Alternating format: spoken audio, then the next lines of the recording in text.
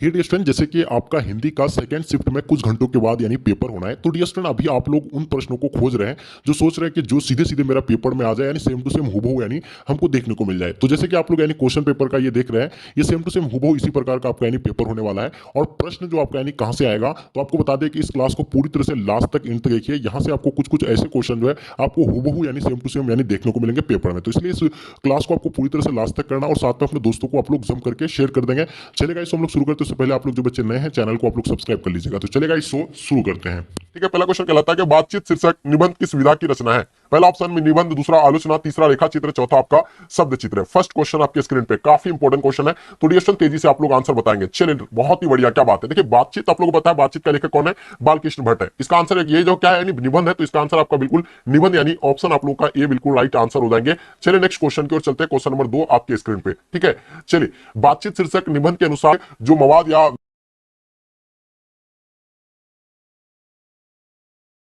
जो धुआं बनकर यानी अंदर जमा रहता है वो कैसे यहाँ निकल सकता है, तो बिल्कुल आपको डेफिनेटली पता होगा, ये बातचीत के माध्यम से ही जो है ये दूर हो सकती है। तो इसका आंसर आप लोग का बातचीत के जरिए यानी ऑप्शन आप लोगों का सी बिल्कुल राइट आंसर हो जाएंगे। बहुत ही बढ़िया। चलिए नेक्स्ट क्वेश्चन आपके स्क्रीन पे, क्वेश्चन नंबर 3, उसने कहा था किस प्रकार की कहानी है। सबसे पहले फर्स्ट ऑफ ऑल आपको जाना उसने कहा था कि लेखक कौन है, तो बिल्कुल आपको पता है चंद्रधर शर्मा गुलेरिया है। क्या ये चरित्र प्रधान है, या आगे देखिएगा इसका यानी कर्म प्रधान होगा, आपका धर्म प्रधान या आपका वात्सल्य प्रधान। तो डियर स्टूडेंट, आपको पता है कि यानी उसने कहा था किस प्रकार की कहानी है, तो डेफिनेटली आप सब बच्चों को पता होना चाहिए। तो बिल्कुल इसका आंसर आपका परफेक्ट आंसर आ रहा है, यानी कर्म प्रधान। इसका आंसर आपका ऑप्शन भी बिल्कुल राइट आंसर हो जाएंगे। चलिए, बहुत ही बढ़िया। चलिए नेक्स्ट क्वेश्चन की ओर चलते हैं। Question number 4।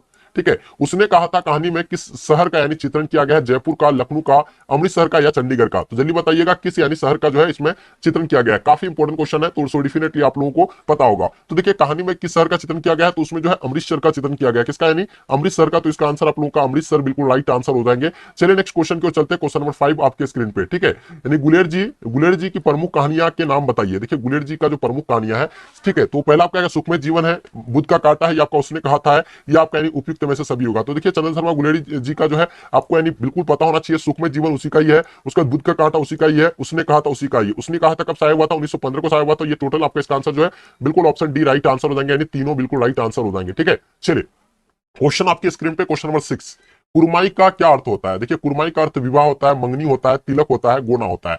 तो सो आप लोगों को पता होना चाहिए। देखिए, कुरमाई का अर्थ क्या होता है, जल्दी बताएंगे। ठीक है, तो पहला आपका विवाह ऑप्शन में, मंगनी दिया हुआ, तिलक दिया हुआ, गोना दिया हुआ। सो डेफिनेटली आप लोगों को पता होगा, यानी आपकी कुरमाई हो गई क्या, यानी मंगनी, इसको मंगनी कहा जाता है। ठीक है, ठीक है, क्या कहा जाता है, मंगनी या विवाह। आप लोग कमेंट करके बताइए इन दोनों में से कौन सा आंसर होगा, कमेंट करके जरूर बताइएगा। चलिए क्वेश्चन आपके स्क्रीन पे, क्वेश्चन नंबर 7। बिना फेरे घोड़ा बिगड़ता और बिना लड़े सिपाही, ये पंकित किस कहानी से है। तो रोज का है, ये ओ सदानेडा का है, एक लेख और पत्र का है, या उसने कहा था का है। तो बिना फेरे घोड़ा बिगड़ता और बिना लड़े सिपाही, ये पंकित किस कहानी का है। तो सो डियर स्टूडेंट, आप लोगों को पता होना चाहिए, ये जो होगा आपका यानी उसने कहा था का होगा। तो इसका आंसर आपका उसने कहा था बिल्कुल राइट आंसर हो जाएंगे। चलिए, बहुत ही बढ़िया। क्वेश्चन आपके स्क्रीन पे, क्वेश्चन नंबर 8 नंबर क्वेश्चन आपके स्क्रीन पे। जयप्रकाश नारायण को लोग क्या कहने लगे, लोक नायक कहने लेते थे, जननायक, या आपका यानी नरनायक, या आपका यानी देश नायक। तो देखिए, जयप्रकाश नारायण का बचपन का नाम क्या था, बाउल था। वो जो यानी प्रसिद्ध होने लगा था यानी किस नाम से, यानी लोक नायक के नाम से उसको लोग जाने लगे। तो इसका आंसर क्या हो जाएगा, लोक नायक यानी राइट आंसर हो जाएंगे। और उसको और नाम से यानी जेपी के नाम से भी वो जाने जाते थे। ठीक है, क्वेश्चन आपके स्क्रीन पे, क्वेश्चन नंबर 9। बिहार के छात्र आंदोलन का जेपी ने कब नेतृत्व किया था। तो 1964 में किया था, 1974 में किया था, 1984 में, आपको 1994 में। तो बिहार में छात्र आंदोलन का जेपी ने नेतृत्व जो किया था यानी 1974 को किया था। कब किया था, यानी 1974 को किया था। तो इसका आंसर आपका 1974 राइट आंसर हो जाएंगे। चलिए क्वेश्चन 10 आपके स्क्रीन पे। रिकंस्ट्रक्शन ऑफ इंडिया पॉलिटी पुस्तक किसने लिखी थी। महात्मा गांधी ने लिखा था, जवाहरलाल नेहरू ने लिखा था, जयप्रकाश नारायण ने लिखा था, लोकनायक तिलक ने लिखा था। देखिए, आपको पता है रिकंस्ट्रक्शन ऑफ इंडिया पॉलिटी पुस्तक के लेखक कौन है, बिल्कुल आपको 100% पता होना चाहिए। तो जितने सारे बच्चे आप लोग आंसर बता रहे हैं, बिल्कुल आप सब बच्चों का आंसर परफेक्ट है। रिकंस्ट्रक्शन ऑफ इंडिया पॉलिटी पुस्तक के लेखक जो है जयप्रकाश नारायण है, यानी इसका आंसर आप लोगों का सी बिल्कुल राइट आंसर हो जाएंगे। चलिए क्वेश्चन आपके स्क्रीन पे 11 नंबर क्वेश्चन। विद्यार्थी और राजनीति के निबंध किसका यानी लिखा हुआ है। भगत सिंह का लिखा हुआ है, बालकृष्ण भट्ट का लिखा हुआ है, चंद्रधर शर्मा गुलेरी का, जयप्रकाश नारायण का। तो डियर स्टूडेंट, आप लोगों को बताना है विद्यार्थी और राजनीति निबंध किसका लिखा हुआ है। सो आप लोगों को पता होना चाहिए। बहुत ही बढ़िया, क्या बात है। तो इसका आंसर आप लोग बता रहे सर, यानी जयप्रकाश नारायण हो जाएगा। ठीक है, तो देखिए इसमें जो होगा आंसर की बात करें तो जयप्रकाश नारायण बिल्कुल इसका आंसर आपका परफेक्ट होगा। ऑप्शन आप लोगों का डी बिल्कुल राइट आंसर हो जाएंगे। चलिए नेक्स्ट क्वेश्चन की ओर चलते हैं। Question number 14। हाँ, दल विहीन लोकतंत्र किसके मूल उद्देश्य में है। पहला आपका यानी साम्यवाद का होगा, मार्क्सवाद तथा लेनिनवाद होगा, तीसरा आपका समाजवाद, चौथा आपका अधिकार मतलब अधिनायकवाद होगा। तो देखिए, दल विहीन लोकतंत्र यानी किसके मूल उद्देश्यों में है। तो ये आपका हो जाएगा यानी समाजवाद का होगा। तो इसका आंसर आप लोगों का समाजवाद राइट आंसर हो जाएंगे। समाजवाद बिल्कुल एब्सोल्युटली राइट आंसर हो जाएंगे। चलिए क्वेश्चन आपके स्क्रीन पे, क्वेश्चन नंबर 13। ठीक है। जयप्रकाश नारायण को कौन सा पुरस्कार मिला था? पहला आपका यानी राजेंद्र प्रसाद शिखर सम्मान मिला था, दूसरा आपका साहित्य अकादमी पुरस्कार, तीसरा आपका भारतीय ज्ञानपीठ पुरस्कार, चौथा आपका मैग्सेस सम्मान एवं भारत रत्न पुरस्कार।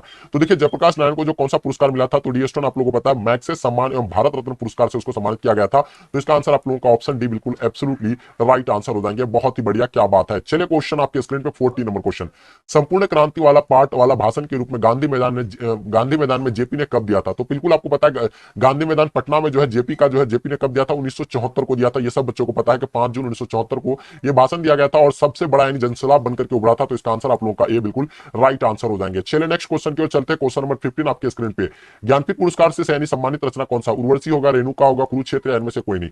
देखिए ज्ञानपीठ पुरस्कार से सम्मानित जब किया गया था यानी किसमें किया गया था? तो डिरेक्शन आपको पता होगा उर्वशी में जो है ज्ञानपीठ पुरस्कार से सम्मानित किया गया था। तो इसका आंसर आप लोगों का बिल्कुल उर्वशी राइट आंसर हो जाएंगे। चलिए क्वेश्चन आपके स्क्रीन पे, क्वेश्चन नंबर आपका 16 नंबर क्वेश्चन, युद्ध और शांति की समस्या पर लिखी गई काव्य कीर्ति जो है क्या है? यानी युद्ध और शांति की समस्या पर लिखी गई काव्य कीर्ति कुरुक्षेत्र होगा, यानी रसीमर्थी होगा, या आपका परशुराम की प्रतीक्षा होगा, इनमें से सभी होगा।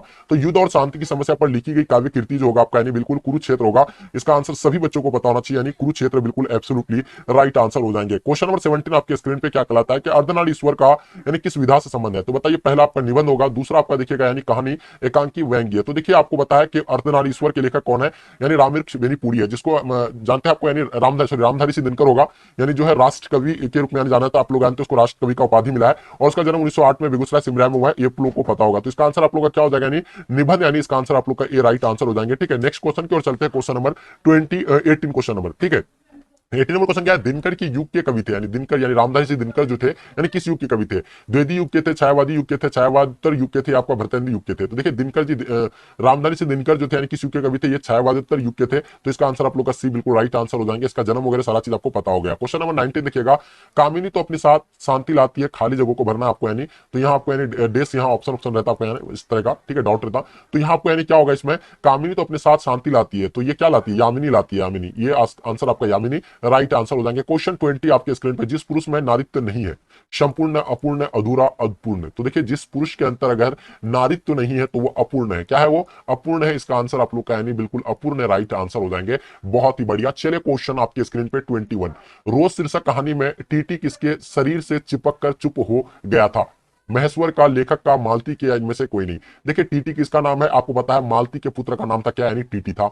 ठीक है, रोज कहानी के लेखक आगे है, उसका पुत्र का नाम क्या था? टीटी था, मालती का। तो इसका मालती आपका यानी मालती के किससे यानी किसके शरीर से जाकर चिपक गया था? तो मालती के शरीर से जाकर के यानी चिपक गया था। ऑप्शन आप लोगों का जो है सी बिल्कुल राइट आंसर हो जाएंगे। ठीक है, और एक चीज आपको बता दें कि यानी मालती के पति का नाम क्या था? महेश्वर था। वो क्या था? यानी पेशे से डॉक्टर थे। ठीक है, ये आप लोग को बिल्कुल पता होना चाहिए। क्वेश्चन आपके स्क्रीन पे क्वेश्चन नंबर 22, मालती के पति का नाम क्या है? अभी आपको जस्ट बताया मालती के पति का नाम क्या था। वेरी गुड, सब बच्चों को पता होगा महेश्वर, यानी ऑप्शन आप लोग का सी बिल्कुल राइट आंसर हो जाएंगे। चलिए क्वेश्चन आपके स्क्रीन पे 23, मालती का पति पेशे से क्या थे?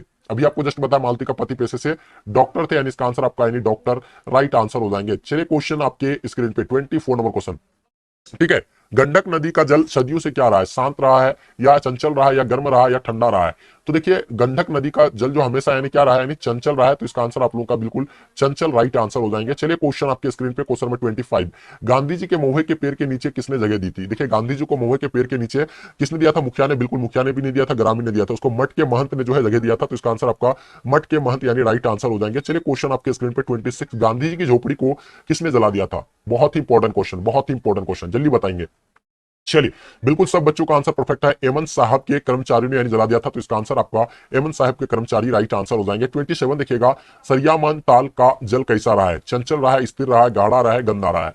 तो देखिए सरियामन ताल का जो जल जो रहा है यानी कैसा रहा है? वो स्थिर रहा है। तो इसका आंसर आप लोगों का स्थिर बिल्कुल राइट आंसर हो जाएंगे। क्वेश्चन नंबर 28 आपके स्क्रीन में, कर्नाटक वंश यानी कर्नाट वंश का राजा थे यानी कौन थे? तो देखिए कर्नाट वंश के राजा जो थे यानी राजा रमन सिंह थे, नहीं, राजा हरि सिंह देव होगा। राजा हरि सिंह देव कहां है ऑप्शन आपका?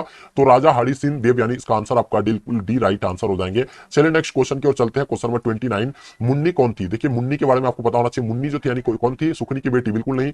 रजनी की बेटी भी नहीं थी, शिवनी की बेटी नहीं थी, यानी बिस्नी की बेटी थी। यानी कौन थी? मुन्नी बिस्नी की बेटी था। तो इसका आंसर आपका क्या हो जाएगा? यानी बिस्नी की बेटी राइट आंसर हो जाएंगे। ठीक है, नेक्स्ट क्वेश्चन की ओर चलते हैं। क्वेश्चन नंबर 30, सिपाही की मां एकांकी में बिस्नी चारपाई के पास मोड़े पर बैठे क्या कर रही दिखाई देती थी? तो देखिए आपको यानी सूत काट रहा था, वह स्वेटर बुनती थी, चटाई बुनती थी, या चावल चुनती थी? तो बिल्कुल आपको पता है वो सूत काटती थी। क्या करती थी? वहां सूत काटती थी, इसका आंसर आपका सूत काटना, यानी ऑप्शन आप लोगों का ए बिल्कुल राइट आंसर हो जाएंगे। क्वेश्चन नंबर 31, संज्ञा के कितने भेद होते हैं? संज्ञा के कितने भेद होते हैं? 6 होते हैं या 5 होते हैं या 2 होते हैं 8 होते हैं? तो डियर स्टूडेंट, आप लोगों को पता है संज्ञा के, आपको हम कई बार बता चुके हैं कि संज्ञा के 5 भेद होते हैं। व्यक्तिवाचक संज्ञा, ठीक है, जातिवाचक, समूहवाचक, ये आपको बिल्कुल पता होगा। पांचों भेदों का नाम आप लोगों को कमेंट करके बताना है। चलिए क्वेश्चन आपके स्क्रीन पे 32, कौन सा शब्द संज्ञा का भेद नहीं है? तो जल्दी बताएंगे कौन सा शब्द नहीं होगा। तो देखिए जातिवाचक बताया आपको, समूहवाचक भी है, ठीक है, व्यक्तिवाचक और दरवाचक ये भी है, गुणवाचक बिल्कुल ये नहीं है, परिणामवाचक भी नहीं है। तो इसका आंसर आप लोगों का क्या हो जाएगा, यानी सी बिल्कुल राइट आंसर हो जाएंगे। चलिए बिल्कुल नेक्स्ट क्वेश्चन 33 आपके स्क्रीन पे, कौन सा शब्द यानी जातिवाचक संज्ञा का उदाहरण नहीं है? तो जातीयवाचक संज्ञा का उदाहरण जो है, देखिए, जिससे किसी जाति का बोध कराता हो, तो बकरी किसी जात का बोध कराता है, छात्र भी किसी जाति का बोध कराता है, सरिता भी किसी जाति का बोध कराता है, लेकिन वह किसी जाति का बोध नहीं कराता है, वह कोई पर्सन का यानी कह रहा है, ठीक है। तो इसका आंसर आप लोग का डी बिल्कुल राइट आंसर हो जाएंगे। चलिए क्वेश्चन 34, पुरुषवाचक सर्वनाम का उदाहरण कौन नहीं है? जल्दी बताएंगे, पुरुषवाचक श्वेत यानी तू, मैं, आप। तो बताइए इसमें जो है पुरुषवाचक सर्वनाम का उदाहरण कौन नहीं है, इनमें से आपको बताना है। तो देखिए तू जो है ये आपका यानी पुरुषवाचक का बता रहा है, मैं, आप, यानी ये पुरुषवाचक का सवाल है, लेकिन श्वेत जो है ये नहीं बता रहा है। तो इसका आंसर आप लोगों का बिल्कुल ए राइट आंसर हो जाएंगे। 35 आपके स्क्रीन पे, निश्चयवाचक सर्वनाम का उदाहरण कौन नहीं है? तो देखिए निश्चयवाचक सर्वनाम का उदाहरण ये है, कुछ, ये है, इनमें से कोई नहीं। तो देखिए आपको निश्चयवाचक का अगर बात करें तो निश्चयवाचक का जो होगा आपका यानी कुछ बिल्कुल राइट आंसर हो जाएंगे। चलिए नेक्स्ट क्वेश्चन की ओर चलते हैं, क्वेश्चन नंबर 36, संबंधवाचक सर्वनाम कौन नहीं है? इसमें से जो है संबंधवाचक आपको बताना है, संबंधवाचक नहीं होगा। तो देखिए संबंधवाचक की अगर बात करें, जिसका जो कि ये जो आपका यानी संबंध बताता है, जिसको, जिनकी, ये भी है, बिल्कुल क्या है, संबंधवाचक का उदाहरण है। तो इसका उपयुक्त में से दोनों हो जाएगा। इसका आंसर आप लोग का सी बिल्कुल राइट आंसर हो जाएंगे। 37, वह कौन है जो परा रो रहा है? किस सर्वनाम का उदाहरण है? जल्दी बताइए। निश्चयवाचक का, बिल्कुल ये निश्चयवाचक का हो ही नहीं सकता है। संबंधवाचक का भी नहीं लग रहा है। ये आपका यानी प्रश्न कर रहा है, यानी क्या कर रहा है, प्रश्नवाचक है। तो बिल्कुल ये डेफिनेटली आप सब बच्चों का आंसर प्रश्नवाचक जो भी बच्चे दिया राइट आंसर हो जाएंगे। 38, रोटी मत खाओ क्योंकि वह जलती है, और कौन सर्वनाम होगा? अनिश्चयवाचक होगा, संबंधवाचक होगा, निश्चयवाचक होगा, प्रश्नवाचक होगा। तो देखिए रोटी मत खाओ, ये जो है आपका यानी क्यों वह जलती है, ये जो है जली है, सॉरी, वह जली है। तो ये जो होगा आपका यानी निश्चयवाचक का हो जाएगा, यानी बिल्कुल इसका आंसर आपका सी राइट आंसर हो जाएंगे। क्वेश्चन 39, यानी व्यापार शब्द का विशेषण क्या होगा? व्यापार शब्द का विशेषण बताइए। देखिए व्यापार शब्द का विशेषण तो आप लोगों को डेफिनेटली पता होगा, व्यापार का व्यापारिक, यानी ऑप्शन आप लोगों का सी बिल्कुल राइट आंसर हो जाएंगे, ठीक है। चलिए क्वेश्चन आपके स्क्रीन पे 40 नंबर क्वेश्चन, लोक का विशेषण क्या होगा? लोक, लोक का विशेषण क्या होगा?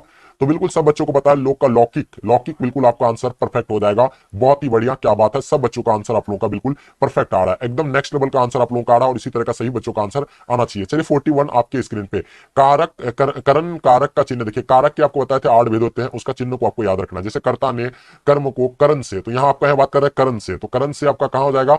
करण से द्वारा, यानी ऑप्शन आप लोगों का बी बिल्कुल राइट आंसर हो जाएंगे। चलिए नेक्स्ट क्वेश्चन की ओर चलते हैं, क्वेश्चन नंबर 42, संप्रदान कारक का चिन्ह बताइए। संप्रदान आपको पता है, संप्रदान को के लिए होता है, क्या होता है?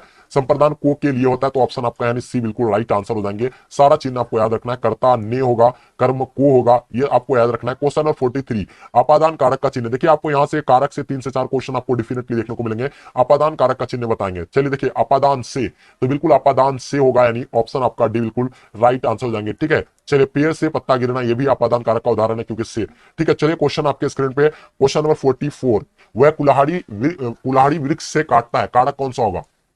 तो यहाँ क्या आपका यानी से दिखा रहा है, वह कुल्हाड़ी से वृक्ष काटता है, से वृक्ष काटता है। तो से जो आता है करण से होता है, क्या होता है? कर्ता ने कर्म के करण से है, तो करण से इसका आंसर आप लोगों का डी बिल्कुल राइट आंसर हो जाएंगे। क्या बात है, सब बच्चों का एकदम बिल्कुल नेक्स्ट लेवल का आंसर आप लोगों का आ रहा है। क्या बात है, सब बच्चों का आंसर आप लोगों का बिल्कुल परफेक्ट आंसर आ रहा है, बहुत ही बढ़िया। चलिए नेक्स्ट क्वेश्चन की ओर चलते हैं। क्वेश्चन नंबर आपके स्क्रीन पे 45 देखेंगे। ज्ञानेश्वर, ज्ञानेश्वर क्या कहलाता सवाल? ज्ञानेश्वर, ज्ञानेश्वर का संधि विच्छेद क्या होगा? ज्ञानेश्वर का 45, ज्ञानेश्वर का संधि विच्छेद क्या होगा? तो ज्ञानेश्वर का अगर संधि विच्छेद की बात करें तो ज्ञान जोड़ नेश्वर नहीं, बिल्कुल नहीं होगा। ये आपका हो जाएगा यानी ज्ञान जोड़ ईश्वर होगा। तो यहाँ ऑप्शन आपका ज्ञान जोड़ ईश्वर, ऑप्शन सी राइट आंसर हो जाएंगे। चलिए 46 आपके स्क्रीन पे, त्रिपुरारी का संधि विच्छेद क्या होगा? त्रिपुरारी का संधि विच्छेद जल्दी बताएंगे। त्रिपुरारी का संधि विच्छेद क्या होगा डियर स्टूडेंट, तेजी से बताइए। चलिए बिल्कुल आप सब बच्चों का आंसर परफेक्ट होगा। देखिए त्रिपुरारी का अगर संधि विच्छेद करते हैं तो त्रिपुर जोड़ अड़ी हो जाएगा। तो कौन सा ऑप्शन में है? इसमें भी नहीं है, इसमें भी नहीं है, इसमें भी नहीं है। इसका ऑप्शन आपका डी बिल्कुल राइट आंसर हो जाएंगे। चलिए 47 क्या कहलाता है? हास्यास्पद का संधि विच्छेद क्या होगा? यानी हास्यास्पद, हास्य जोड़ अस्पाद, यानी आपका आंसर बिल्कुल ऑप्शन ए राइट आंसर हो जाएंगे, यानी ऑप्शन आपका ए बिल्कुल परफेक्ट आंसर होगा। 48 आपके स्क्रीन पे।